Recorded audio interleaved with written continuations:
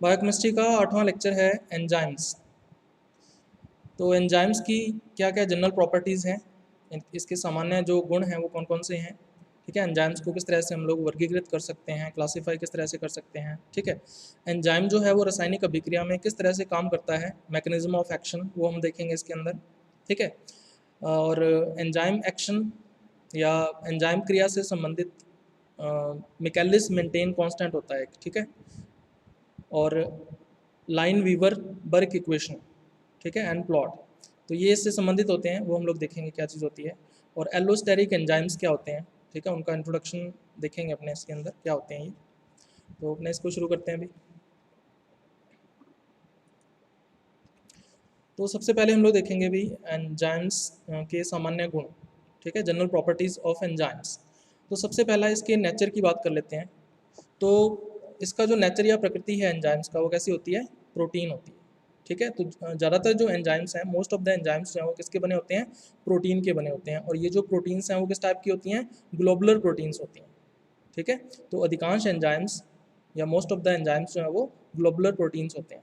ठीक है, और ये जो प्रोटीन है वो अपनी कौन सी संरचना में उपस्थित होती है एंजाइम के अंदर, तो मैंने आपको लास्ट लेक्चर में भी बताया था, 3 डिग्री स्ट्रक्चर के अंदर, यानी तृतीयक संरचना जो है उसके अंदर उपस्थित होती है। ठीक है, इसके अलावा एंजाइम के साथ कोई अन्य समूह जो है, कोई अदर ग्रुप जो है वो भी अटैच हो सकता है।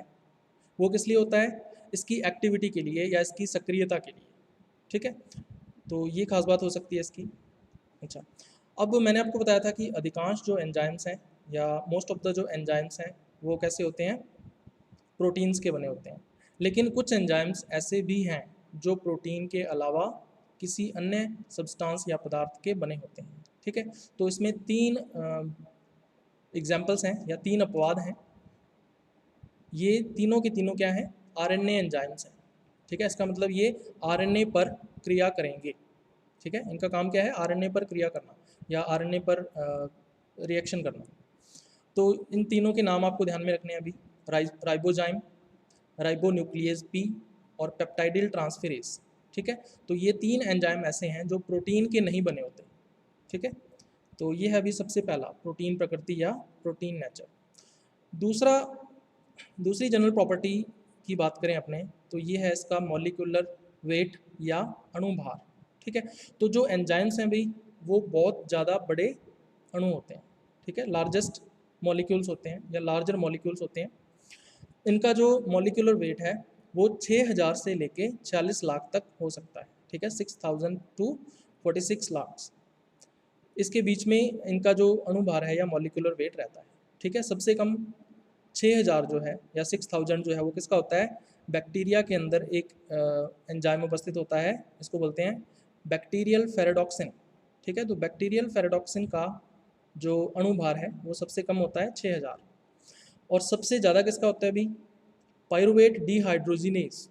ठीक है, पायरुवेट डिहाइड्रोजिनेज, कल मैंने आपको बताया था लास्ट लेक्चर के अंदर कि पायरुवेट डिहाइड्रोजिनेज के अंदर कितनी सब यूनिट्स या उप इकाइयाँ होती हैं, 72 या 72। ठीक है, इसका मतलब ये सबसे बड़ा एंजाइम है। तो इसका जो मॉलिक्यूलर वेट है वो सबसे ज़्यादा होगा, कितना है, 46 लाख, 46 लाख इसका अणुभार है। ठीक है, तो ये है इसकी दूसरी प्रॉपर्टी। उसके बाद तीसरी प्रॉपर्टी की बात करते हैं, रासायनिक अभिक्रिया या इसको केमिकल रिएक्शन बोल देते हैं। तो जो एंजाइम्स हैं वो किसी भी केमिकल रिएक्शन को या रासायनिक अभिक्रिया को शुरू नहीं कर सकते। ठीक है ना, कोई भी एंजाइम जो है वो रासायनिक अभिक्रिया को शुरू नहीं कर सकता। इसका मतलब क्या है, अगर एंजाइम अनुपस्थित है तो भी केमिकल रिएक्शन या रासायनिक अभिक्रिया हो जाएगी, लेकिन उसकी जो दर है या रेट है वो कम रहेगी। इसका मतलब जो रासायनिक अभिक्रिया है वो बहुत स्लो होगी। ठीक है, तो इसका मतलब एंजाइम्स फिर क्या करेंगे, ये रासायनिक अभिक्रिया की दर को बढ़ा देते हैं। ठीक है, जो केमिकल रिएक्शन हो रही है उसकी रेट को ये बढ़ा देंगे। ठीक है, यानी पर मिनट या पर सेकंड जो प्रोडक्ट्स बन रहे हैं या उत्पाद बन रहे हैं उनकी संख्या को ये एंजाइम्स क्या करते हैं, बढ़ा देते हैं। ठीक है, अब एंजाइम क्या करते हैं, अभी साम्यावस्था को परिवर्तित नहीं करते हैं। ठीक है ना, साम्यावस्था पर जो उत्पाद है वो अभिकारक में परिवर्तित होने लग जाता है और जो अभिकारक है वो उत्पाद में परिवर्तित होने लग जाता है ना। और इस प्रकार की अभिक्रिया क्या कहलाती है, उत्क्रमणीय अभिक्रिया। ठीक है, तो साम्यावस्था को एंजाइम के द्वारा परिवर्तित नहीं किया जाता है, बल्कि ये जो एंजाइम्स हैं वो क्या करते हैं, साम्यावस्था को जल्दी स्थापित कर देते हैं, ठीक है, इक्विलिब्रियम को जल्दी इस्टेब्लिश कर देते हैं। तो ये इन एंजाइमों का काम होता है, ठीक है। इसके अलावा आपको पता होगा कि जो एंजाइम्स हैं वो केमिकल रिएक्शन के अंदर यूज़ नहीं होते, ठीक है। एंजाइम जो है उसकी जो संरचना है या स्ट्रक्चर जो है वो कभी भी परिवर्तित नहीं होती, ठीक है। अभिक्रिया के शुरू में जो एंजाइम हम लोग डालते हैं, अभिक्रिया के अंत में भी वही एंजाइम हमें प्राप्त होता है। इसका मतलब एंजाइम के ऊपर कोई भी प्रभाव नहीं होगा केमिकल रिएक्शन का। तो एंजाइम केमिकल रिएक्शन या रासायनिक अभिक्रिया में उपयोग नहीं होते हैं, बल्कि ये अपरिवर्तित रहते हैं अभिक्रिया के अंत में, ठीक है। तो ये है अभी तीसरी प्रॉपर्टी एंजाइम्स की, तो ये आपको पता होना चाहिए। उसके बाद चौथी प्रॉपर्टी है एफिशिएंसी या दक्षता, ठीक है।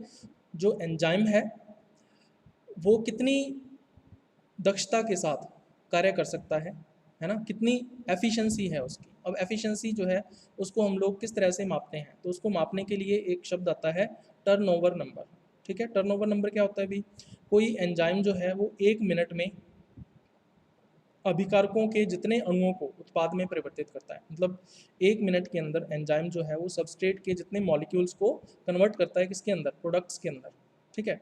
तो ये जो नंबर्स हैं वो क्या कहलाता है, टर्नओवर नंबर कहलाता है। अब ये जो टर्नओवर नंबर है वो अलग अलग एंजाइमों के लिए अलग अलग होता है, ठीक है, सबके लिए सेम नहीं होगा, अलग अलग एंजाइमों के लिए क्या होता है, अलग अलग होगा। अब टर्नओवर नंबर जितना ज़्यादा होगा, ठीक है, उतना ही एंजाइम की जो दक्षता है या एफिशिएंसी जो है एंजाइम की वो ज़्यादा होती है। इसका मतलब हम लोग ये कह सकते हैं कि टर्नओवर नंबर और जो दक्षता है यानी एफिशिएंसी है उसमें धनात्मक संबंध है, पॉजिटिव रिलेशन है, ठीक है। चलिए कुछ एंजाइमों के हम लोग एग्जाम्पल्स देख लेते हैं। जैसे सबसे पहले फ्लेवोप्रोटीन, तो फ्लेवोप्रोटीन का जो टर्नओवर नंबर है वो 50 है। इसका मतलब क्या हुआ, फ्लेवोप्रोटीन 1 मिनट में अभिकारकों के 50 अणुओं को उत्पादों में परिवर्तित करेगी, ठीक है। उसके बाद इन्वर्टेज या इसको सुक्रेज भी बोल देते हैं, इसका कितना है टर्नओवर नंबर, 10,000। तो ये 10,000 अभिकारकों को 1 मिनट में उत्पादों में परिवर्तित करेगा। कार्बोनिक एनहाइड्रेज सबसे ज़्यादा टर्नओवर नंबर इसी एंजाइम का होता है, ठीक है। और कार्बोनिक एनहाइड्रेज कहाँ होता है अभी, हमारी आरबीसी के अंदर होता है, रेड ब्लड सेल्स के अंदर, है ना, जो रक्त है या ब्लड है उसमें जो आरबीसी उपस्थित होती हैं उनके अंदर कार्बोनिक एनहाइड्रेज एंजाइम जो है वो उपस्थित रहता है, ठीक है। इसका टर्नओवर नंबर सबसे ज़्यादा है, कितना है, 36 मिलियन, ठीक है। तो इसका मतलब ये 1 मिनट में 36 मिलियन अभिकारकों या सबस्ट्रेट मॉलिक्यूल्स को किसमें कन्वर्ट करेगा, प्रोडक्ट या उत्पाद के अंदर परिवर्तित करेगा, ठीक है अभी। तो ये है एफिशिएंसी या दक्षता एंजाइम की, तो ये भी एक प्रॉपर्टी है इसकी। चलिए उसके बाद नेक्स्ट प्रॉपर्टी की बात करते हैं, विशिष्टता या इसको बोल देते हैं स्पेसिफिसिटी। तो एक जो एंजाइम है वो केवल एक प्रकार की ही अभिक्रिया को उत्प्रेरित करता है, ठीक है। एक एंजाइम एक ही टाइप की केमिकल रिएक्शन को स्टिमुलेट करेगा, है ना, या कैटलाइज करेगा, यानी one enzyme one chemical reaction, ठीक है। एक एंजाइम एक रासायनिक अभिक्रिया। अब यदि एक एंजाइम एक से अधिक अभिकारकों पर क्रिया करता है तो उत्पाद जो है वो भिन्न भिन्न देता है, ठीक है। मान लीजिए कोई एक एंजाइम है वो दो रासायनिक अभिक्रियाओं में, दो अलग अलग रासायनिक अभिक्रियाओं में भाग ले रहा है, तो दोनों रासायनिक अभिक्रियाओं के जो उत्पाद बनेंगे या प्रोडक्ट बनेंगे वो डिफरेंट होंगे या अलग अलग होंगे, ठीक है। तो ये भी इसके लिए एक रूल है।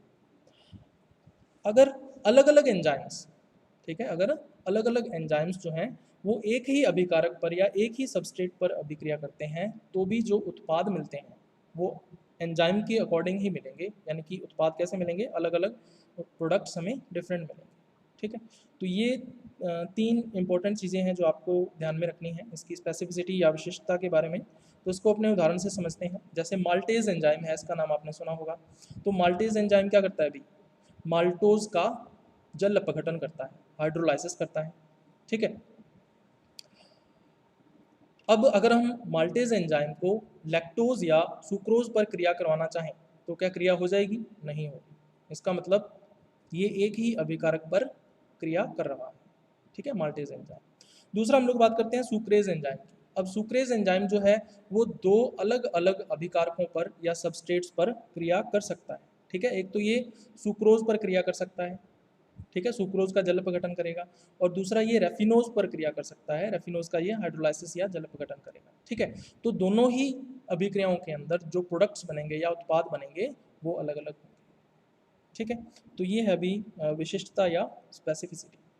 उसके बाद नेक्स्ट प्रॉपर्टी या गुण हम लोग देखते हैं एंजाइम का, ताप संवेदिता या हीट सेंसिटिविटी बोल देते हैं इसको। जितने भी एंजाइम्स होते हैं वो सारे के सारे क्या होते हैं, ताप संवेदी होते हैं, यानी कि टेम्परेचर सेंसिटिव होते हैं और ताप अस्थिर होते हैं, ठीक है, यानी थर्मोलेबाइल होते हैं।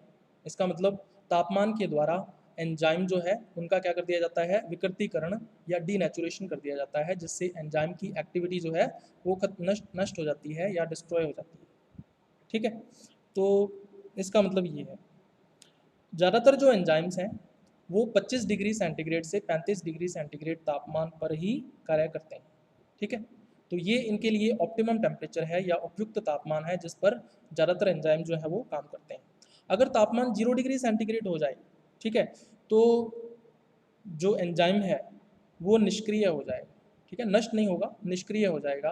तो 0 डिग्री तापमान पर इनएक्टिव हो जाता है जो एंजाइम है, ठीक है। अगर हम तापमान बढ़ाएंगे तो फिर से ये एक्टिव हो सकता है, सक्रिय हो सकता है, लेकिन 0 डिग्री तापमान जब तक रहेगा तब तक ये निष्क्रिय या इनएक्टिव रहेगा, ठीक है।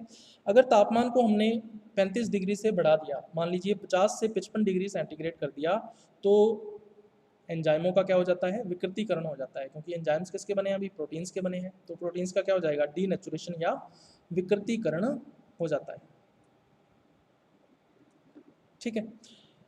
अब हम अगर तापमान को वापस कम करें, यानी 50 से 55 डिग्री सेंटीग्रेड से तापमान को अगर अपने 35 डिग्री सेंटीग्रेड तापमान पर ले आते हैं, तो क्या एंजाइम दोबारा से सक्रिय हो जाएगा, नहीं होगा, है ना, क्योंकि एक बार अगर विकृतीकरण हो गया या डिनेचुरेशन हो गया तो उसके बाद एंजाइम जो है वो नष्ट हो जाता है, उसकी संरचना नष्ट हो जाती है, तो वो वापस से एक्टिव नहीं हो सकता या सक्रिय नहीं हो सकता। तो ये है अभी ताप संवेदिता या हीट सेंसिटिविटी जो आपको पता होनी चाहिए एंजाइमों के बारे में। उसके बाद नेक्स्ट जो प्रॉपर्टी है, गुण है, वो है पीएच। तो हर एक एंजाइम जो है वो एक पर्टिकुलर पीएच पर ही काम करता है। अगर उसको वह पीएच नहीं मिली जिस पीएच पर वो काम कर रहा है, तो उसकी जो एक्टिविटी है वो कम हो जाएगी, है ना, उसकी जो सक्रियता है वो कम हो जाएगी, ठीक है। इसका मतलब हम लोग पीएच का उपयोग कर सकते हैं किसके लिए, एंजाइम क्रिया को इसका नियमन करने के लिए, यानी कि रेगुलेशन करने के लिए, एंजाइम एक्टिविटी को रेगुलेट करने के लिए हम लोग पीएच का उपयोग कर सकते हैं, ठीक है। रेगुलेट करने का मतलब क्या है, मतलब ये है कि कोई एंजाइम है, हम चाहते हैं कि वो काम करे, तो हम लोग उसे उतनी ही पीएच देंगे जिस पर वो कार्य करेगा, ठीक है। अगर हम चाहते हैं कि एंजाइम कार्य ना करे तो हम लोग पीएच को क्या कर देंगे, परिवर्तित कर देंगे, कम कर देंगे या ज़्यादा कर देंगे, ठीक है। तो ये जो प्रक्रिया है वो क्या कहलाती है, नियमन या रेगुलेशन कहलाता है, ठीक है। अब कुछ एंजाइम्स की बात कर लेते हैं हम लोग। अलग अलग एंजाइम्स जो हैं वो अलग अलग पीएच पर काम करते हैं, ठीक है। तो जैसा कि आपको स्क्रीन के ऊपर दिख रहा होगा, यहाँ पे कुछ एंजाइम्स दे रखे हैं, जैसे पेप्सिन जो है, पेप्सिन क्या करता है, अभी अम्लीय पीएच पर कार्य करता है, ठीक है, और पीएच कितनी होनी चाहिए, 2। सुक्रेज एंजाइम 4.5 पीएच पर काम करता है, इसका मतलब ये भी अम्लीय है, ठीक है। एमाइलेज की बात करें तो ये लगभग उदासीन होनी चाहिए, मतलब हल्की सी अम्लीय होनी चाहिए, तो पीएच कितनी है, 6.8। और ट्रिप्सिन ऐसा एंजाइम है जो क्षारीय पीएच पर कार्य करता है, ठीक है, अल्कलाइन पीएच पर काम करेगा, तो ये कितनी है अभी, 8.5। तो इस प्रकार से हर एक एंजाइम के लिए जो पीएच है वो अलग अलग होती है या वैरी करती रहती है, ठीक है। तो ये थी भी प्रॉपर्टीज़ या गुण एंजाइमों के जो हमने देखे। उसके बाद नेक्स्ट हम लोग देखते हैं एंजाइमों का वर्गीकरण, ठीक है, या क्लासिफिकेशन ऑफ एंजाइम्स, ठीक है। अभी तो इंटरनेशनल एक संस्था है जिसका नाम है IUB, या इसको बोलते हैं इंटरनेशनल यूनियन ऑफ बायोकेमिस्ट्री। तो इंटरनेशनल यूनियन ऑफ बायोकेमिस्ट्री ने 1961 में एंजाइमों का क्लासिफिकेशन दिया या वर्गीकरण दिया, ठीक है। और इसी क्लासिफिकेशन को आज अपने पूरे वर्ल्ड के अंदर इसको यूज़ किया जाता है, ठीक है। तो इसके अनुसार जो एंजाइम्स हैं इसको कितनी क्लासेस के अंदर या वर्गों के अंदर विभाजित किया गया है, 6 क्लासेस के अंदर। ठीक है, तो 6 क्लासेस कौन कौन सी हैं अभी, इनके नाम आपको पता होने चाहिए। एंजाइमों के वर्गीकरण पर क्वेश्चन जरूर आता है ना, तो इसको ध्यान से करना है। ऑक्सीडोरेडक्टेजेस पहला है, दूसरा ट्रांसफेरेजेस, तीसरा हाइड्रोलेजेस, चौथा है लाइजेस, उसके बाद नेक्स्ट है आइसोमरेजेस और छठा है लाइगेजेस। तो ये 6 एंजाइम्स होते हैं, ठीक है, या 6 प्रकार के एंजाइम्स होते हैं, 6 एंजाइम्स नहीं होते, 6 प्रकार के एंजाइम्स जो हैं वो होते हैं बायोलॉजिकल सिस्टम्स के अंदर या जैविक तंत्रों के अंदर। ठीक है, तो इसको हम लोग एक एक करके देखेंगे भी। सबसे पहले ऑक्सीडोरेडक्टेजेस की बात कर लेते हैं। ठीक है, तो ऑक्सीडोरेडक्टेजेस जैसा कि इसके नाम से पता चल रहा है, ऐसे एंजाइम्स जो ऑक्सीकरण अपचयन अभिक्रियाओं में भाग लेते हैं। ठीक है, ऑक्सीडेशन रिडक्शन रिएक्शंस जो होती हैं, केमिकल रिएक्शंस जो होती हैं, उनमें ये पार्टिसिपेट करेंगे, या फिर इलेक्ट्रॉन के स्थानांतरण में भाग लेते हैं। ठीक है, इलेक्ट्रॉन का स्थानांतरण होने से भी अपचयन व ऑक्सीकरण हो सकता है। कैसे हो सकता है, मान लीजिए इलेक्ट्रॉन जुड़ रहा है, ठीक है, तो क्या हो जाएगा, ये ऑक्सीकरण हो जाएगा। अगर इलेक्ट्रॉन निकल रहा है तो ये क्या हो जाएगा, उसका अपचयन हो जाएगा। ठीक है, तो ये भी एक तरह का ऑक्सीकरण अपचयन ही होता है। तो ऐसे एंजाइमों को हम लोग क्या बोलते हैं, ऑक्सीडोरेडक्टेजेस एंजाइम बोलते हैं। ठीक है, जैसा कि आपको डायग्राम के अंदर दिख रहा होगा, 2 अभिकारक हैं ए और बी। ठीक है, ए जो है वो अपचयित है, बी जो है वो ऑक्सीकृत है पहले से ही। ठीक है, ऑक्सीडोरेडक्टेज एंजाइम ने इन पर क्रिया की, तो जो ए है वो क्या करेगा, बी का अपचयन करेगा। ठीक है, तो बी कैसा हो जाएगा, अपचयित हो जाएगा। और जो बी है वो ए का क्या करेगा, ऑक्सीकरण करेगा, और ए क्या हो जाएगा, ऑक्सीकृत हो जाएगा। ठीक है, तो ऑक्सीकरण अपचयन अभिक्रियाएं साथ साथ चलती हैं। ठीक है, तो ये जो एंजाइम्स हैं वो इन अभिक्रियाओं के अंदर भाग लेते हैं। अब ये एंजाइम्स जो हैं वो 3 तरह के हो सकते हैं। जैसे सबसे पहला आपको दिख रहा होगा ऑक्सीडेजेस। तो जैसा कि इसके नाम से पता चल रहा है, इसका काम क्या होता है अभी, ऑक्सीजन को जोड़ना। तो ये ऑक्सीजन को जोड़ता है मॉलिक्यूल्स के साथ। उदाहरण के लिए आपको ध्यान में रखना है इसमें साइटोक्रोम ऑक्सीडेज। ठीक है, तो जैसा कि आपको डायग्राम के अंदर दिख रहा होगा, 2 मॉलिक्यूल्स हैं AH2 के। ठीक है, ऑक्सीजन इसके साथ जुड़ गई तो जल का अणु जो है वो बाहर निकल जाएगा, 2 अणु जल के बाहर निकलेंगे, और A जो है, ठीक है, वो अलग हो जाएगा। अब देखो AH2 यहाँ पे हाइड्रोजन जुड़ा हुआ है, किसके साथ, A के साथ, और जब अभिक्रिया होगी तो ये जो हाइड्रोजन है वो A से अलग हो जाएगा। ठीक है, और हाइड्रोजन का अलग होना क्या कहलाता है, ऑक्सीकरण कहलाता है। इसका मतलब यहाँ पे AH2 मॉलिक्यूल जो है उसका क्या हो रहा है, ऑक्सीकरण हो रहा है। ठीक है, तो ऑक्सीडेजेस का ये काम होता है। उसके बाद दूसरा टाइप जो है इसका वो है डीहाइड्रोजिनेजेस। तो जैसा कि इसके नाम से पता चल रहा है, ये क्या करता है अभी, हाइड्रोजन को हटाने का काम करता है। ठीक है, तो इसके अंदर एक एग्जांपल आपको ध्यान में रखना है, सक्सीनेट डीहाइड्रोजिनेज। तो जैसा कि इसके नाम आपको डायग्राम के अंदर दिख रहा होगा, AH2 हाइड्रोजन जुड़ा हुआ है A के साथ। ठीक है, तो जब डीहाइड्रोजिनेज एंजाइम इस पर काम करेगा तो हाइड्रोजन जो है वो यहाँ से हट जाएगा, है ना, A से अलग हो जाएगा। ठीक है, तो डीहाइड्रोजिनेजेस का ये काम होता है। उसके बाद लास्ट टाइप इसका आता है रिडक्टेजेस। तो रिडक्टेजेस क्या करते हैं अभी, हाइड्रोजन को जोड़ने का काम करते हैं, है ना। रिडक्शन का मतलब क्या होता है, अपचयन। तो इसका मतलब ये अपचयन करने का काम करते हैं। हाइड्रोजन का जुड़ना क्या कहलाता है, अपचयन या रिडक्शन कहलाता है। तो उसमें एक एग्जाम्पल आपको ध्यान में रखना है, नाइट्रेट रिडक्टेज। ठीक है, तो यहाँ पे देख सकते हो ए जो मॉलिक्यूल है इसके साथ 2 हाइड्रोजन अगर जुड़ जाएंगे तो AH2 बन जाएगा। तो यहाँ पे ए का क्या हो रहा है, अपचयन हो रहा है या रिडक्शन हो रहा है। ठीक है अभी, तो ऑक्सीडो रिडक्टेजेस 3 प्रकार के होते हैं जो हमने देख लिए। उसके बाद नेक्स्ट दूसरी जो क्लास है या वर्ग है एंजाइम्स का वो है ट्रांसफेरेसेस। तो ट्रांसफेरेसेस क्या करते हैं अभी, ये एंजाइम्स किसी समूह को किसी एक अणु से दूसरे अणु पर स्थानांतरित करने का कार्य करते हैं। ठीक है, मान लीजिए कोई एक मॉलिक्यूल है, उसके साथ कोई ग्रुप जुड़ा हुआ है। ठीक है, जैसे नीचे आपको दिख रहा होगा ए के साथ G जो है वो जुड़ा हुआ है। ठीक है, ट्रांसफेरेस क्या करेगा, इस G ग्रुप को B पर स्थानांतरित कर देगा। ठीक है ना, तो जब अभिक्रिया होगी तो ये G ग्रुप जो है वो A से हट जाएगा और B के साथ जुड़ जाएगा। तो ये काम होता है ट्रांसफेरेसेस का। ठीक है, उदाहरण आपको ध्यान में रखना है, ग्लूटामेट पायरुवेट ट्रांसएमिनेज। ठीक है, तो ये जो एंजाइम है वो NH2 समूह का स्थानांतरण करने का काम करता है। तो नीचे वाले डायग्राम में आपको दिख रहा होगा, यहाँ पे ई का मतलब है ग्लूटामिक एसिड या ग्लूटामिक अम्ल बोल देते हैं, और OAA का आपको पता ही है, ऑक्सैलो एसिटिक एसिड। तो ये जो एंजाइम है ग्लूटामेट पायरुवेट ट्रांसएमिनेज, ये क्या करता है, ग्लूटामिक अम्ल से NH2 समूह को हटाकर ऑक्सैलो एसिटिक एसिड पर जोड़ देता है।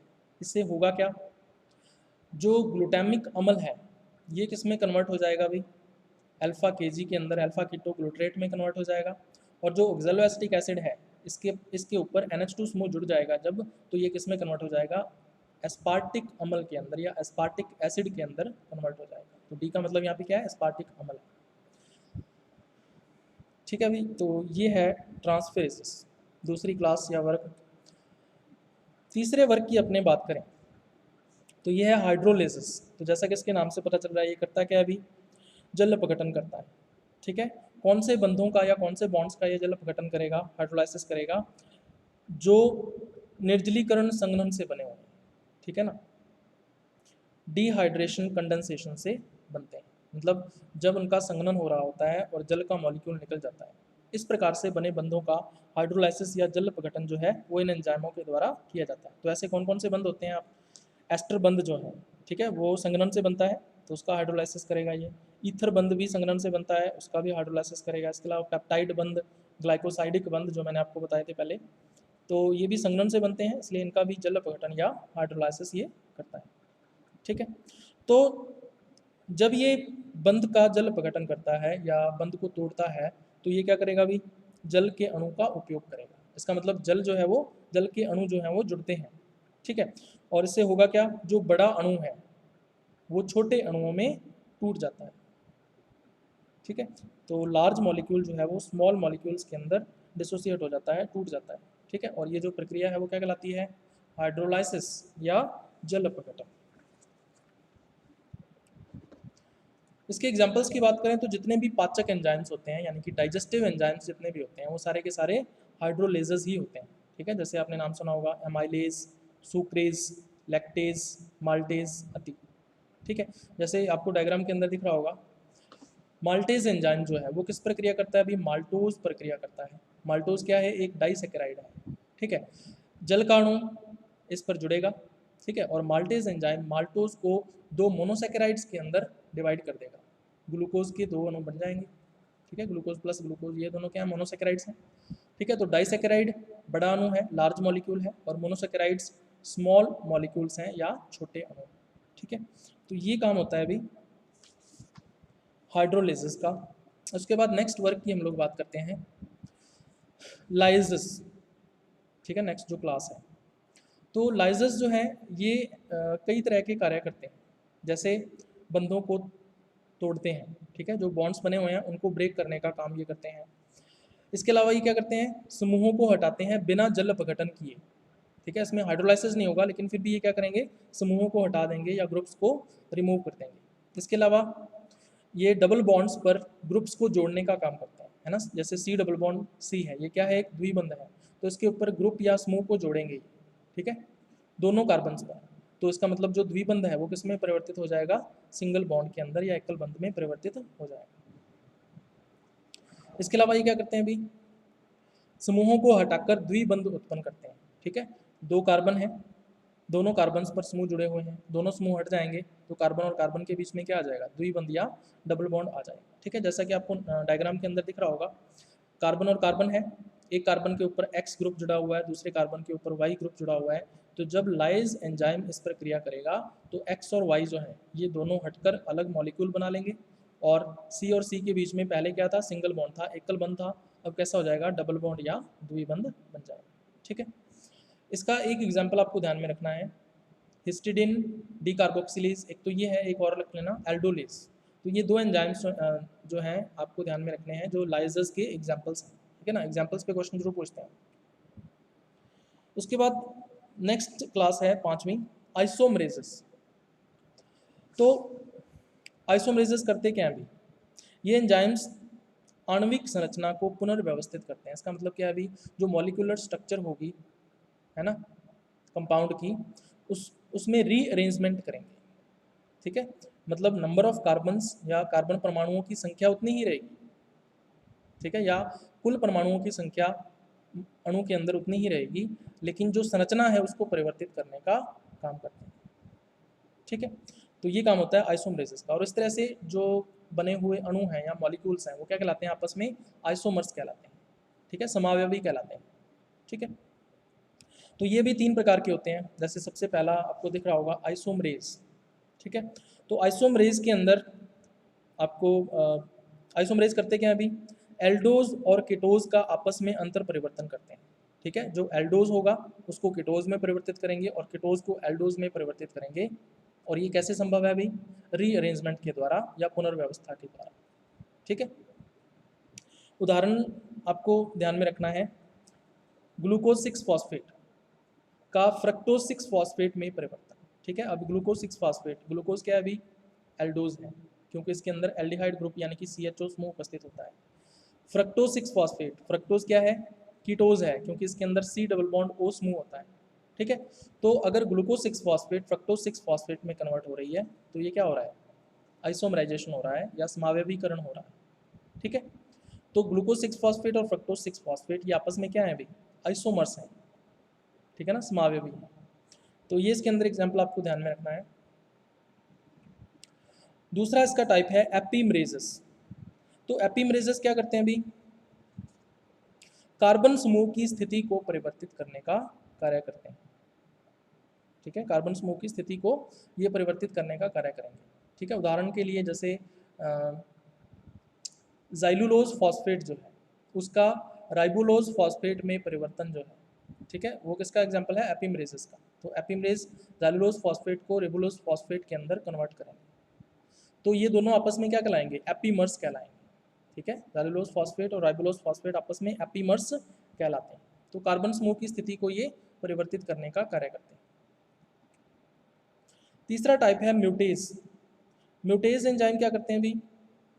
ये साइड समूह की स्थिति को परिवर्तित करते हैं। जैसे कोई अणु है, उसके ऊपर कोई समूह है या ग्रुप है जो 6 नंबर कार्बन परमाणु पर लगा हुआ है, उसको ये 1 नंबर परमाणु पर स्थानांतरित कर देंगे, है ना। तो 6 नंबर से 1 नंबर कार्बन एटम के ऊपर उसका ट्रांसफर या स्थानांतरण जो है किसके द्वारा करवाया जाता है? म्यूटेज एंजाइम के द्वारा। तो साइड समूह की स्थिति को परिवर्तित करने का कार्य ये करते हैं। तो एक एग्जाम्पल इसमें ध्यान में रखना है आपको, ग्लूकोज 6 फॉस्फेट का ग्लूकोज 1 फॉस्फेट में परिवर्तन।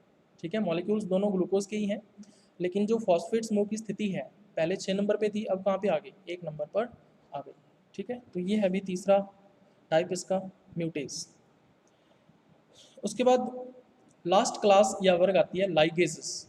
तो लाइगेजेस क्या करते हैं अभी? बंध बनाने का कार्य करते हैं। ठीक है, और 2 परमाणुओं के मध्य या 2 एटम्स के मध्य जब ये बॉन्ड बनाते हैं या बंध बनाते हैं तब ये क्या करते हैं? एटीपी की ऊर्जा का उपयोग करते हैं। ठीक है, एटीपी से ये इनको एनर्जी चाहिए बॉन्ड के फॉर्मेशन के लिए। तो कौन कौन से बॉन्ड्स जो हैं वो बनते हैं? जैसे कार्बन और ऑक्सीजन के मध्य बन सकता है, कार्बन और सल्फर के मध्य बन सकता है, कार्बन और नाइट्रोजन के बीच बन सकता है, फॉस्फोरस और ऑक्सीजन के बीच बन सकता है। ठीक है, तो इस तरह के ये बंध होते हैं जिनके निर्माण जो है वो किसके द्वारा किया जाता है? लाइगेजेस के द्वारा किया जाता है। ठीक है, तो इसके अंदर आपको एक एग्जाम्पल ध्यान में रखना है, पायरुवेट डी कार्बोक्सिलेज। ठीक है, इसके अलावा और भी कई नाम सुने होंगे, जैसे DNA लाइगेज का नाम सुना होगा, है ना, तो वो इसी कैटेगरी में आता है। तो यहाँ पे पायरुवेट डी कार्बोक्सिलेज एंजाइम जो है वो करता क्या? अभी हम लोग पायरुविक अम्ल की क्रिया करवा रहे हैं कार्बन डाइऑक्साइड और जल के साथ। ठीक है, पायरुविक अम्ल के अंदर कितने कार्बन होते हैं? 3 कार्बन होते हैं। तो अब यहाँ पे CO2, इसका मतलब 1 कार्बन और आ गया। तो यहाँ पे कार्बन का जो एटम है वो जुड़ रहा है किसके साथ? किसी दूसरे एटम के साथ। ठीक है, तो इस दौरान क्या हो रहा है अभी? ATP की ऊर्जा जो है वो खर्च हो जाएगी। तो ATP किस में कन्वर्ट होगा? ADP प्लस PI में। इसका मतलब यहाँ से ऊर्जा निकल गई और इस ऊर्जा के उपयोग से ऑक्सैलो एसिटिक एसिड का फॉर्मेशन कर दिया जाता है। तो ये जो CO2 का कार्बन था ये किसके साथ जुड़ गया? पायरुविक अम्ल के साथ जुड़ गया और 4 कार्बन कंपाउंड बन गया ऑक्सैलो एसिटिक एसिड। तो इसमें 4 कार्बन हैं। तो ये अभी क्लासिफिकेशन या वर्गीकरण जिसके ऊपर क्वेश्चन जो है वो जरूर पूछा जाता है, तो इंपॉर्टेंट चीज़ है, इसको ध्यान से करना है। उसके बाद नेक्स्ट हम लोग करने वाले हैं एंजाइमों की क्रियाविधि या मैकेनिज्म ऑफ एंजाइम एक्शन। ठीक है, तो एक केमिकल रिएक्शन है, एक रासायनिक अभिक्रिया है, वो शुरू कैसे होगी, ठीक है ना, वो स्टार्ट कैसे होगी केमिकल रिएक्शन। तो उसके लिए आपको एक टर्म के बारे में पता होना चाहिए, सक्रियण ऊर्जा, या इसको बोल देते हैं एक्टिवेशन एनर्जी। तो सक्रियण ऊर्जा या एक्टिवेशन एनर्जी क्या होती है? कोई भी रासायनिक अभिक्रिया है या केमिकल रिएक्शन है, वो अपने आप स्टार्ट नहीं हो सकती। उसको स्टार्ट करने के लिए, शुरू करने के लिए हमें बाहर से एनर्जी या ऊर्जा देनी पड़ेगी, ठीक है। तो हम लोग रासायनिक अभिक्रिया या केमिकल रिएक्शन को शुरू करने के लिए बाहर से जितनी मात्रा में ऊर्जा रासायनिक अभिक्रिया को देते हैं या केमिकल रिएक्शन को देते हैं, वो मात्रा क्या कहलाती है? सक्रियण ऊर्जा या एक्टिवेशन एनर्जी कहलाती है, ठीक है। तो जैसा कि डायग्राम के अंदर आपको दिख रहा होगा,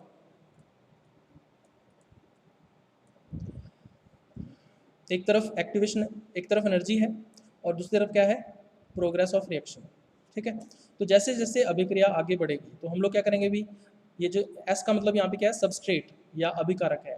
तो हम लोग क्या करते हैं? अभिकारक को ऊर्जा देते हैं बाहर से, ठीक है। तो जैसे जैसे ऊर्जा देते रहते हैं, ऊर्जा की मात्रा बढ़ती जाएगी और एक पॉइंट ऐसा आएगा जब सबस्ट्रेट किस में परिवर्तित हो जाएगा? ट्रांजिशन स्टेट के अंदर परिवर्तित हो जाएगा, ठीक है। तो सबस्ट्रेट को या अभिकारक को ट्रांजिशन स्टेट तक पहुंचाने के लिए हमें जितनी मात्रा में ऊर्जा देनी पड़ी, वो क्या कहलाई? एक्टिवेशन एनर्जी या सक्रियण ऊर्जा कहलाई। जैसे ही सबस्ट्रेट ट्रांजिशन स्टेट पर पहुंच जाता है, ट्रांजिशन स्टेट से ये किस में कन्वर्ट होगा? प्रोडक्ट या उत्पाद के अंदर परिवर्तित होगा, ठीक है।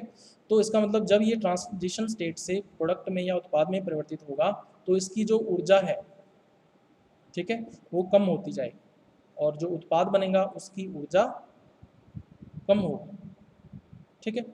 तो ये है भी सक्रियण ऊर्जा का कंसेप्ट। अब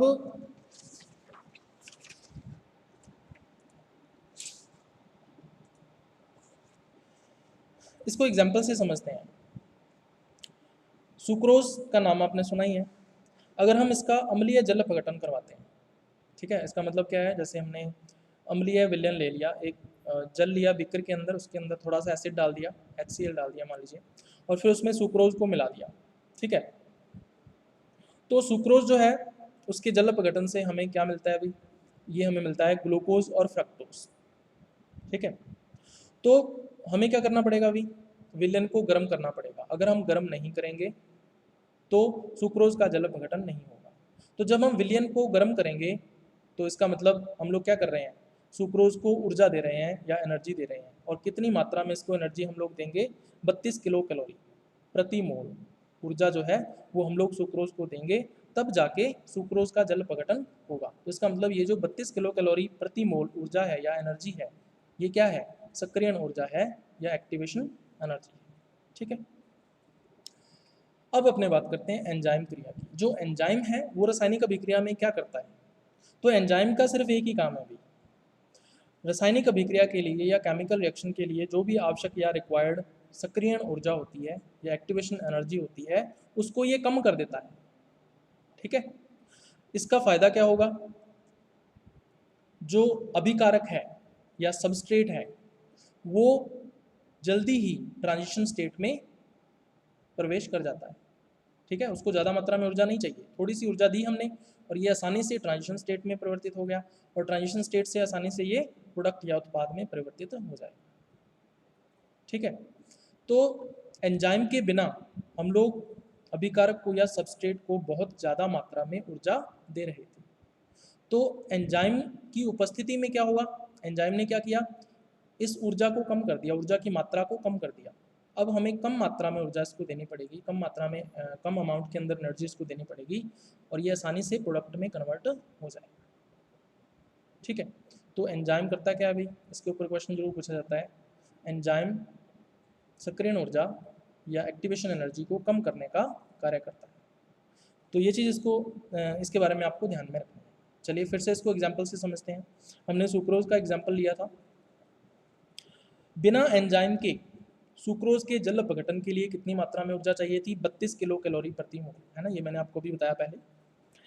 लेकिन अगर हम सुक्रोज के जल अपघटन के लिए सुक्रेज एंजाइम ले लें, ठीक है, तो सुक्रेज एंजाइम की उपस्थिति में हमें बाहर से कितनी मात्रा में ऊर्जा देनी पड़ेगी, सिर्फ 9 किलो कैलोरी प्रति मोल ऊर्जा देनी पड़ेगी। ठीक है, पहले हम लोग कितनी दे रहे थे, 32 किलो कैलोरी प्रति मोल, अब हम कितनी दे रहे हैं, 9 किलो कैलोरी प्रति मोल ऊर्जा दे रहे हैं। ठीक है, तो एंजाइम ने क्या किया, 32 को 9 में कन्वर्ट कर दिया। ठीक है, तो सक्रियण ऊर्जा या एक्टिवेशन एनर्जी की मात्रा 32 किलो कैलोरी प्रति मोल से घटकर कितनी हो गई, 9 किलो कैलोरी प्रति मोल हो गई। ठीक है, ये किसकी वजह से हुआ, सिर्फ एंजाइम की वजह से हुआ या सुक्रेज एंजाइम की वजह से हुआ। ठीक है, तो 32 से 9 पर आ रहा है। तो इस एग्जाम्पल से आप लोग समझ गए होंगे कि जो एंजाइम है वो किस तरह से कार्य करता है। ठीक है, चलिए अब जो केमिकल रिएक्शंस हैं या रासायनिक अभिक्रियाएं हैं वो दो प्रकार की होती हैं अभी, ऊष्माक्षेपी व ऊष्माशोषी अभिक्रियाएं। ठीक है, ऊष्माक्षेपी को क्या बोल देते हैं, एक्सोथर्मिक रिएक्शंस, और ऊष्माशोषी को क्या बोल देते हैं, एंडोथर्मिक रिएक्शंस। ठीक है, एक्सोथर्मिक रिएक्शंस जो हैं उनमें क्या होता है, जो अभिकारक है उसकी ऊर्जा अधिक होती है और उत्पाद की ऊर्जा कम होती है। तो जब अभिकारक उत्पाद में परिवर्तित होगा तो जो ऊर्जा की मात्रा है वो ऊष्मा के रूप में वातावरण में या एनवायरनमेंट के अंदर रिलीज हो जाती है। ठीक है, तो ऐसी रासायनिक अभिक्रिया जो ऊर्जा को ऊष्मा के रूप में वातावरण में या एनवायरनमेंट के अंदर छोड़ती है क्या कहलाती है अभी, एक्सोथर्मिक रिएक्शंस या ऊष्माक्षेपी अभिक्रिया कहलाती है। तो फर्स्ट डायग्राम के अंदर दिख रहा होगा आपको। अब ऊष्माशोषी अभिक्रियाएं कौन सी होती हैं, तो यहाँ पे दिख रहा होगा जो सबस्ट्रेट है या अभिकारक है उसकी ऊर्जा कम है और उत्पाद जो है या प्रोडक्ट जो है उसकी ऊर्जा अधिक है। ठीक है, इसका मतलब हमें क्या करना पड़ेगा अभी, बाहर से ऊर्जा देनी पड़ेगी रासायनिक अभिक्रिया को। तो ऐसी रासायनिक अभिक्रियाएं बाहर से ऊर्जा को या वातावरण से ऊर्जा को ग्रहण करती हैं। ठीक है, तो ये क्या कर रही हैं, ऊष्मा का शोषण कर रही हैं। ठीक है, इसलिए इनको क्या बोलते हैं, ऊष्माशोषी अभिक्रियाएं या एंडोथर्मिक रिएक्शंस कहते हैं। ठीक है, तो इन दोनों के अंदर डिफरेंस आपको पता होना चाहिए, एक बार क्वेश्चन पूछ लेते हैं। चलो, उसके बाद नेक्स्ट टॉपिक जो हम लोग करने वाले हैं इसके अंदर क्रिया विधि के सिद्धांत, थ्योरीज ऑफ मैकेनिज्म, जो एंजाइम क्रिया करता है, ठीक है, केमिकल रिएक्शन के ऊपर, तो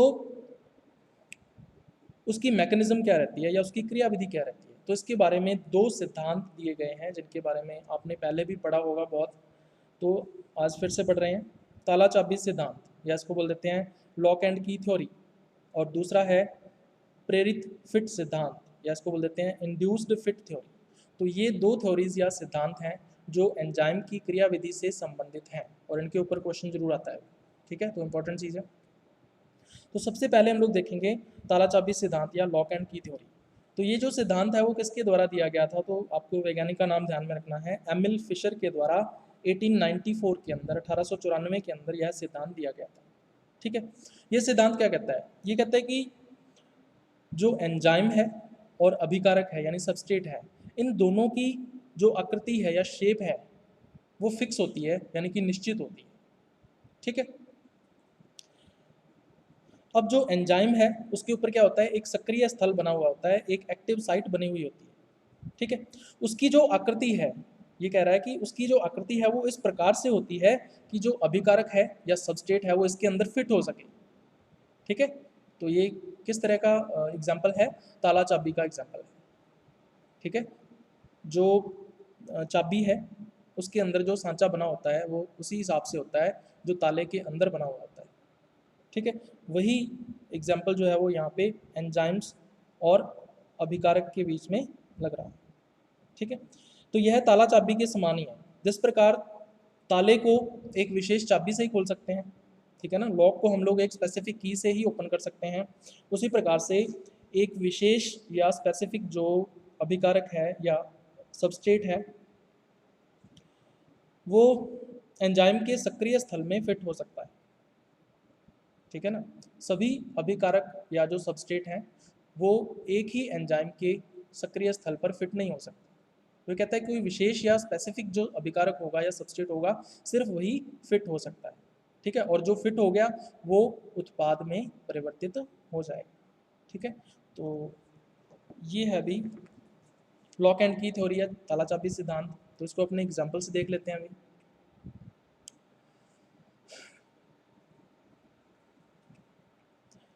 जैसा कि डायग्राम के अंदर आपको दिख रहा होगा अभी ऊपर की तरफ E+S, E का मतलब यहाँ पे एंजाइम है, S का मतलब सबस्ट्रेट है, ठीक है, एंजाइम प्लस अभिकारक, दोनों आपस में जुड़े क्या बनाया इन्होंने, ES, इसको बोल देते हैं एंजाइम सबस्ट्रेट कॉम्प्लेक्स या एंजाइम अभिकारक जटिल, ठीक है।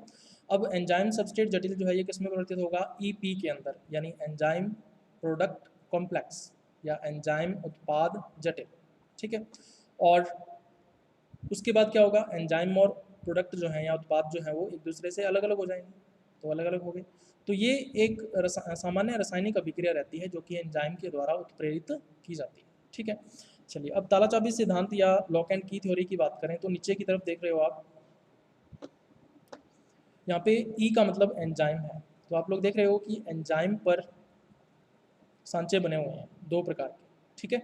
दूसरी तरफ सबस्ट्रेट है या अभिकारक है, अभिकारक पर भी सांचे बने हुए हैं जो बिल्कुल इस तरह से हैं कि एंजाइम के सक्रिय स्थल में फिट हो सके, ठीक है। तो ई और एस की क्रिया होगी, ई एस कॉम्प्लेक्स बन जाएगा, ठीक है, तो फिट हो गए।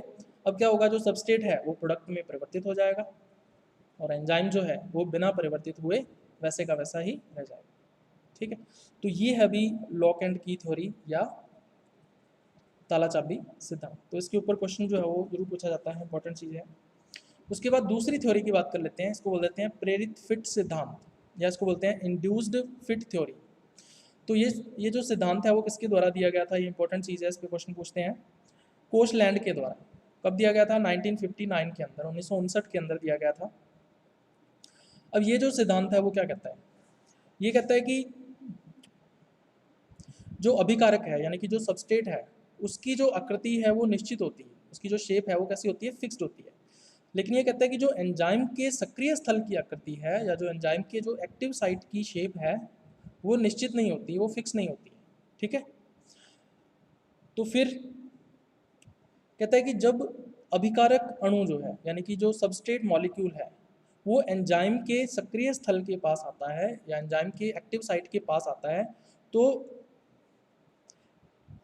जो सक्रिय स्थल की आकृति है या जो एक्टिव साइट की शेप है उसमें परिवर्तन को प्रेरित करता है, उसमें चेंज को इंड्यूस्ड करता है, ठीक है। इसलिए इस थ्योरी का नाम क्या पड़ गया, इंड्यूस्ड फिट थ्योरी, ठीक है। तो अभिकारक या सबस्ट्रेट अपनी शेप के अकॉर्डिंग, ठीक है, अपनी आकृति के अकॉर्डिंग एंजाइम की जो सक्रिय एंजाइम का जो सक्रिय स्थल है या एक्टिव साइट है उसकी शेप को परिवर्तित कर लेता है और उसके अंदर फिट हो जाता है, ठीक है।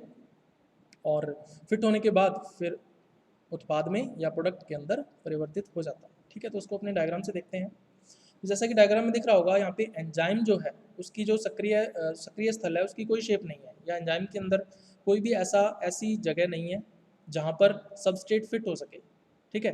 तो सबस्ट्रेट जो है इसके ऊपर एक सांचा बना हुआ है इस तरह का। अब जब सबस्ट्रेट और एंजाइम पास पास आते हैं तो सबस्ट्रेट या अभिकारक जो है वो क्या करता है, एंजाइम को स्टिमुलेट करता है या प्रेरित करता है, किस लिए, ताकि इसके जो सक्रिय स्थल है उसकी आकृति इस अभिकारक या सबस्ट्रेट के अकॉर्डिंग परिवर्तित हो जाए। तो ये वाला जो सांचा है वो यहाँ पे भी बन जाएगा, ठीक है, इस ES कॉम्प्लेक्स के अंदर देख सकते हो।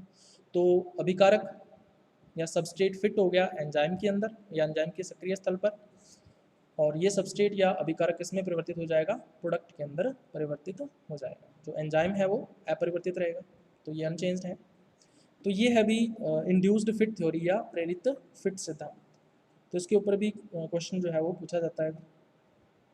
चलिए उसके बाद एंजाइम एक्शन से संबंधित या एंजाइम क्रिया से संबंधित कुछ आंकड़े हैं या कुछ इंपॉर्टेंट चीज़ें हैं जो आपको पता होनी चाहिए, इनके ऊपर क्वेश्चन भी आते हैं। सबसे पहला है मिकेलिस मेंटेन स्थिरांक, या इसको इंग्लिश में बोल देते हैं मिकेलिस मेंटेन कांस्टेंट। तो क्या होता है अभी मिकेलिस मेंटेन कांस्टेंट, ठीक है। तो ये कहता है कि अभिकारक की वह सांद्रता जिस पर एंजाइम उत्प्रेरित अभिक्रिया की दर आधी रह जाती है मिकेलिस मेंटेन स्थिरांक कहलाता है, ठीक है। इसका मतलब क्या है अभी, इसका मतलब ये है कि हमने, चलो इसको डायग्राम से समझते हैं अपने। तो ये प्लॉट दिख रहा होगा आपको, मिकेलिस मेंटेन कांस्टेंट। तो एक तरफ हम लोग क्या कर रहे हैं अभी, सांद्रता ले रहे हैं किसकी, अभिकारकों की या सबस्ट्रेट की, और दूसरी तरफ हम लोग अभिक्रिया की दर या वेग देख रहे हैं। ठीक है, तो देखो हम लोग जैसे जैसे अभिकारकों की सांद्रता बढ़ाएंगे, ठीक है, चलो मैं आपको वैसे समझाता हूँ। एक बीकर लिया हमने, बीकर के अंदर हमने एक विलयन ले लिया, उस विलयन के अंदर हमने क्या डाला हुआ है, एंजाइम डाले हुए हैं। ठीक है, एंजाइम के मॉलिक्यूल्स डाले हुए हैं। अब हम क्या कर रहे हैं, उसके अंदर धीरे धीरे सबस्ट्रेट्स मिला रहे हैं या अभिकारक उसके अंदर डाल रहे हैं।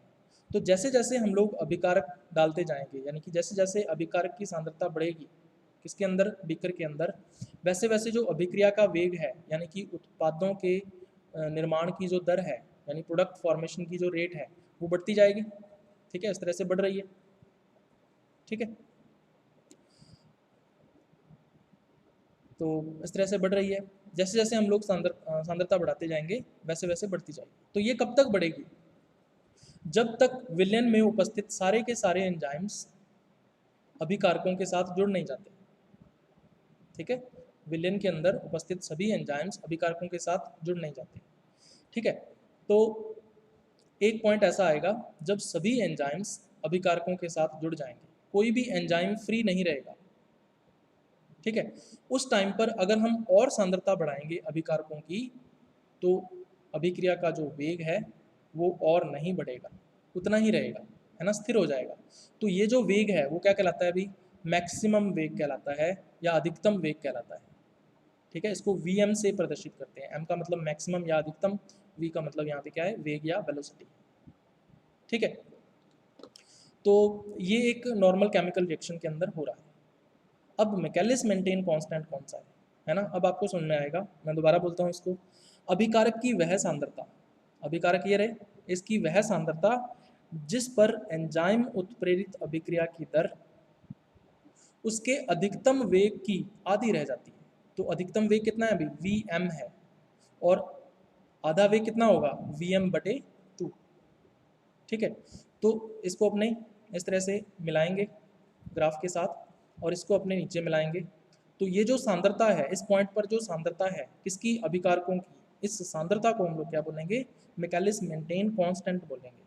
ठीक है, और इसको किसके द्वारा प्रदर्शित किया जाता है, इसको प्रदर्शित करते हैं के एम के द्वारा। ठीक है, के पैर में क्या है, एम है, तो के एम के द्वारा इसको प्रदर्शित किया जाता है। तो चाहे के एम लिखा हुआ हो या मिकेलिस मेंटेन कांस्टेंट लिखा हो या स्थिरांक लिखा हो, एक ही बात है। ठीक है, तो एग्जाम के अंदर ये पूछा जा सकता है, इंपॉर्टेंट चीज़ है। चलिए,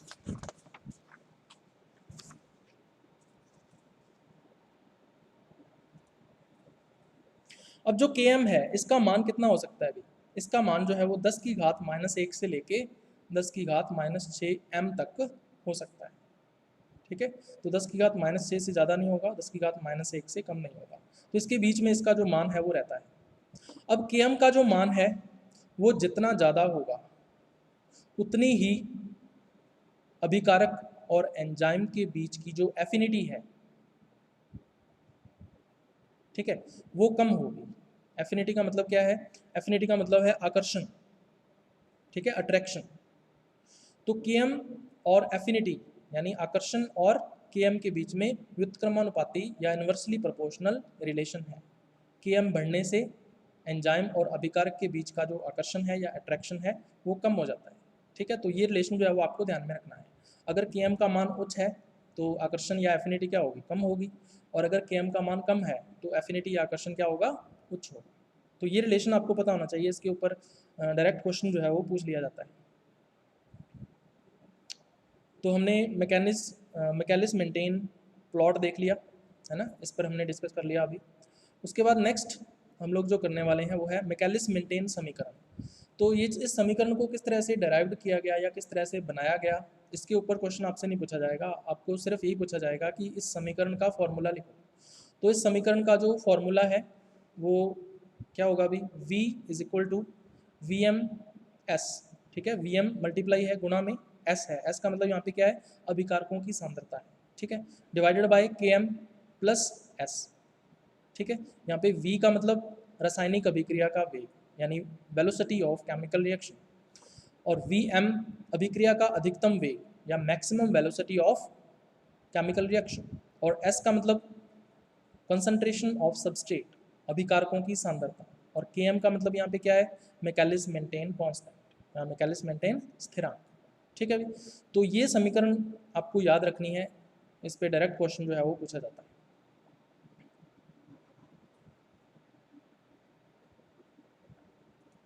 चलिए दूसरा हम लोग बात करते हैं लाइन वीवर बर्क समीकरण। तो लाइन वीवर बर्क समीकरण को हम लोग कैसे बनाएंगे, ठीक है, तो हम लोग पहले ये देखते हैं मैकेलिस मेंटेन समीकरण। इसको ध्यान से देखो भी, हमें क्या करना है, जब लाइन वीवर बर्क समीकरण का निर्माण हम लोग करेंगे तो हम लोग क्या करेंगे, मैकेलिस मेंटेन समीकरण को उल्टा कर देंगे।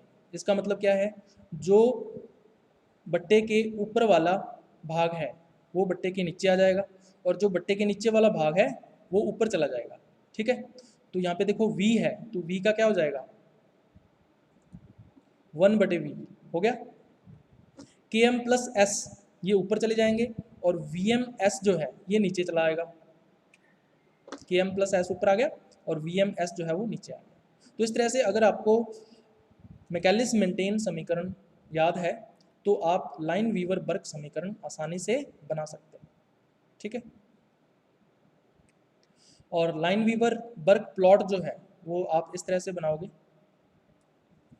देखो हम लोग एक्स एक्सिस पर क्या रख रहे हैं, अभिकारकों की सांद्रता, लेकिन यहाँ पे अभिकारकों की सांद्रता किस तरह से आएगी, 1/S लिखना है आपको। ठीक है, S नहीं लिखना, 1/S लिखना है, क्योंकि हम लोग लाइन वीवर बर्क इक्वेशन के अकॉर्डिंग चल रहे हैं। और ये क्या है, 1/V यानी कि अभिक्रिया का जो वेग है। ठीक है, तो जो प्लॉट है वो इस तरह से बनेगा। ठीक है, बिल्कुल सीधी लाइन आएगी, स्ट्रेट लाइन आएगी, और जो ढाल होगा, इस ग्राफ का जो ढाल होगा वो किसके द्वारा प्रदर्शित किया जाएगा, Km/Vm के द्वारा, Km/Vm के द्वारा। ठीक है, और ये वाला जो पॉइंट है वो क्या होगा, 1/Vm होगा, और ये वाला पॉइंट माइनस में जा रहा है ना, माइनस एक्स एक्सेस आ गया तो उसको -1/Km बोलेंगे। तो इस प्लॉट को आपको याद ही करना पड़ेगा, रटना ही पड़ेगा। ठीक है, इसके अंदर कुछ समझने वाला नहीं। ठीक है, तो इसको आपको याद रखना है, और इस पर डायरेक्ट क्वेश्चन आएगा, लाइन वीवर बर्क प्लॉट जो है वो उसको बनाओ। तो ये रटने वाली चीज़ है अभी। चलिए इसको आगे कंटिन्यू करते हैं। उसके बाद लास्ट टॉपिक है हमारा आज के लेक्चर का, एलोस्टेरिक एंजाइम्स। ठीक है, एलोस्टेरिक एंजाइम्स क्या होते हैं अभी, हमें पता है कि जो एंजाइम है उस पर सक्रिय स्थल या एक्टिव साइट उपस्थित होता है, लेकिन कुछ एंजाइम ऐसे भी होते हैं जिनमें सक्रिय स्थल या एक्टिव साइट के साथ साथ कुछ अन्य स्थल या साइट्स भी उपस्थित होती हैं। ठीक है, और ऐसे एंजाइम्स जो हैं वो क्या कहलाएंगे, एलोस्टेरिक एंजाइम्स कहलाएंगे। ठीक है, तो उसको किस तरह से परिभाषित करेंगे हम लोग, ऐसे एंजाइम्स जिनमें सक्रिय स्थल या एक्टिव साइट के साथ साथ अन्य स्थल या अदर साइट्स, जिनको हम लोग क्या बोलेंगे, एलोस्टेरिक साइट्स या एलोस्टेरिक स्थल भी पाए जाते हैं, क्या कहलाते हैं, एलोस्टेरिक एंजाइम्स कहलाते हैं। ठीक है, तो डायग्राम के अंदर भी आपको दिख रहा होगा, एक एंजाइम है और एक एंजाइम के ऊपर एक्टिव साइट बनी हुई है ना, नीचे की तरफ एक्टिव साइट बनी हुई है। तो ये नॉर्मल साइट है जो हर एक एंजाइम के ऊपर होगी, लेकिन इस एक्टिव साइट के अलावा यहाँ पे दो साइट्स आपको और दिख रही होंगी। एक तो ये है एक्टिवेटर साइट और दूसरी आपको दिख रही होगी इनहिबिटर साइट। ठीक है, तो एक्टिवेटर साइट और इनहिबिटर साइट जो हैं ये दोनों की दोनों साइट्स क्या कहलाती हैं, एलोस्टेरिक साइट्स कहलाती हैं।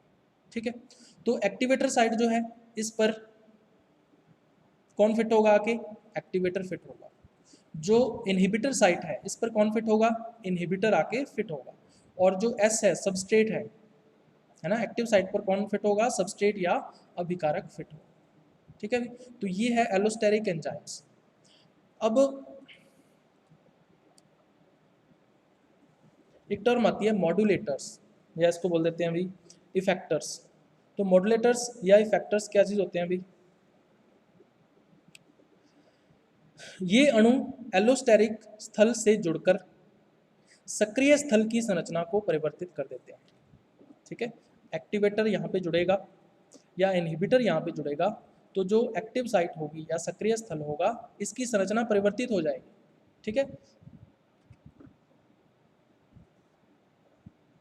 इससे होगा क्या, जो सक्रिय स्थल है क्रियाशील या क्रियाहीन हो जाता है ना। या तो एक्टिव साइट जो है वो क्रियाशील रहेगी, क्रियाशील कब रहेगी या फंक्शनल कब रहेगी, जब एक्टिवेटर इस एंजाइम के साथ जुड़ेगा। या फिर क्या हो जाती है, ये क्रियाहीन हो जाती है, यानी कि फंक्शनलेस हो जाती है। फंक्शनलेस कब होगी, जब इनहिबिटर जो है वो एंजाइम के साथ जुड़ेगा। ठीक है, तो ऐसे जो अणु हैं यानी एक्टिवेटर एंड इनहिबिटर, ऐसे अणुओं को हम लोग क्या बोलते हैं, मॉड्यूलेटर्स या इफेक्टर्स बोल देते हैं। इसका मतलब ये जो मॉड्यूलेटर्स या इफेक्टर्स हैं ये क्या करते हैं, रेगुलेशन करते हैं या नियमन करते हैं किसका, एंजाइम क्रिया का या एंजाइम एक्शन का। ठीक है, तो ये मॉड्यूलेटर्स दो तरह के हैं। अभी अभी मैंने बताई दिया आपको, एक्टिवेटर्स और इनहिबिटर्स। तो सबसे पहले हम लोग एक्टिवेटर्स की बात करें तो एक्टिवेटर कहाँ पे जुड़ेगा भाई, एक्टिवेटर जुड़ेगा एक्टिवेटर साइट के ऊपर या एक्टिवेटर स्थल के ऊपर जुड़ेगा। ठीक है, और ये करता क्या है अभी, सक्रिय स्थल की क्रियाशीलता को बनाए रखता है। ठीक है, जो एक्टिव साइट होगी उसको फंक्शनल बनाए रखेगा, ये उसकी फंक्शनैलिटी को या क्रियाशीलता को ये बनाए रखेगा। इससे होगा क्या, अभिकारक अणु जो है ना, जो सबस्ट्रेट मॉलिक्यूल है वो सक्रिय स्थल में फिट हो सकता है। जो एक्टिव साइट है उसके अंदर वो आसानी से फिट हो जाएगा और एंजाइम सबस्ट्रेट या अभिकारक को उत्पाद या प्रोडक्ट के अंदर परिवर्तित कर देगा। ठीक है, तो ये काम होता है अभी एक्टिवेटर्स का। दूसरा हम लोग बात करते हैं इनहिबिटर्स की। तो इनहिबिटर क्या करेगा अभी, इनहिबिटर जब इनहिबिटर साइट पर या इनहिबिटर स्थल के ऊपर जुड़ेगा तो ये क्या करेगा, सक्रिय स्थल की संरचना को परिवर्तित कर देगा, है ना। जो एक्टिव साइट है उसकी स्ट्रक्चर को ये चेंज कर देगा। इससे होगा क्या, जो अभिकारक अणु है ना, जो सबस्ट्रेट मॉलिक्यूल है वो सक्रिय स्थल से नहीं जुड़ पाएगा, उसमें फिट नहीं हो पाएगा। इसका मतलब जो सक्रिय स्थल है या एक्टिव साइट है वो क्या हो गई, निष्क्रिय हो गई या क्रियाहीन होगी या फंक्शनल लेस हो गई। ठीक है, तो ये काम है किसका, इनहिबिटर का। तो इनहिबिटर का काम क्या है, एंजाइम को क्रिया करने से रोकना, और एक्टिवेटर का काम क्या है, एंजाइम को क्रिया करने के लिए प्रेरित करना। ठीक है, बस ये है इन दोनों के फंक्शंस। एक एग्जांपल इसमें आपको ध्यान में रखना है, फॉस्फोफ्रक्टोकाइनेज। इसका नाम जो है पीएफके बोल देते हैं शॉर्ट फॉर्म में। इसका नाम आपने सुना होगा, ये कहाँ पे आता है अभी, ये आता है रेस्पिरेशन के अंदर, है ना, श्वसन के अंदर। ग्लाइकोलाइसिस क्रेब्स साइकिल हम लोग पढ़ते हैं तो वहाँ पे ये इस एंजाइम का नाम आता है। तो इसके लिए जो एडीपी है, एडिनोसिन डाइफॉस्फेट जो है, ये एक्टिवेटर का कार्य करेगा, और एटीपी जो है, एडिनोसिन ट्राइफॉस्फेट जो है, ये इनहिबिटर का कार्य करता है। यानी जब पीएफके या फॉस्फोफ्रक्टोकाइनेज के पास एडीपी उपस्थित होगा तो फॉस्फोफ्रक्टोकाइनेज अपना काम करता रहेगा कंटिन्यूअसली, अभिकारक को उत्पाद में परिवर्तित करता रहेगा। लेकिन अगर फॉस्फोफ्रक्टोकाइनेज के पास एटीपी आ गया, एटीपी की अधिकता हो गई, तो एटीपी क्या करेगा, इसको काम करने से रोक देगा। तो फॉस्फोफ्रक्टोकाइनेज जो है वो अपनी एक्टिविटी शो नहीं कर पाएगा। ठीक है, तो ये एग्जाम्पल आपको ध्यान में रखना है इसके अंदर। चलिए इसको अपने डायग्राम से समझते हैं। एक्टिवेटर की उपस्थिति में, है ना, एक्टिवेटर उपस्थित है तो एक्टिवेटर कहाँ पे जुड़ेगा, एक्टिवेटर साइट पर जुड़ जाएगा। तो एंजाइम के साथ जुड़ गया एक्टिवेटर। एक्टिवेटर जुड़ते ही ये क्या करेगा, जो सक्रिय स्थल होगा, जो एक्टिव साइट है एंजाइम की, उसकी शेप को या उसकी आकृति को ये बनाए रखता है, जिससे सबस्ट्रेट या अभिकारक जो है आसानी से इसमें क्या हो गया, फिट हो गया। अब ये सबस्ट्रेट किस में परिवर्तित हो जाएगा, उत्पाद या प्रोडक्ट के अंदर परिवर्तित हो जाएगा। ठीक है, तो ये चीज़ आपको ध्यान में रखनी है। एक्टिवेटर की उपस्थिति देख ली हमने। उसके बाद लास्ट हम लोग देखते हैं इनहिबिटर की उपस्थिति में। तो इनहिबिटर क्या करता है अभी, एक्टिव साइट के कन्फर्मेशन को या इसकी जो आकृति है उसको परिवर्तित कर देता है। ठीक है, अब देखो, डिस्टॉर्ट एक्टिव साइट, जो सक्रिय स्थल था वो नष्ट हो गया, उसकी शेप इस तरह से हो गई। तो अब इस साइट पर सबस्ट्रेट आकर नहीं जुड़ सकता, है ना, अभिकारक जो है वो यहाँ पे आके नहीं जुड़ेगा। इसका मतलब ये जो एंजाइम था वो कुछ समय के लिए क्या हो गया, निष्क्रिय हो गया, है ना, इसने काम करना छोड़ दिया है कुछ टाइम के लिए। तो ये है भी इनहिबिटर का काम। तो इनहिबिटर जब एंजाइम के साथ जुड़ जाता है तो सक्रिय स्थल या एक्टिव साइट जो है उसकी आकृति या शेप को परिवर्तित कर देता है, जिससे अभिकारक या सबस्ट्रेट इस पर नहीं जुड़ेगा है ना, और उत्पाद नहीं बनेगा। तो ये था अभी अपना आज का लेक्चर।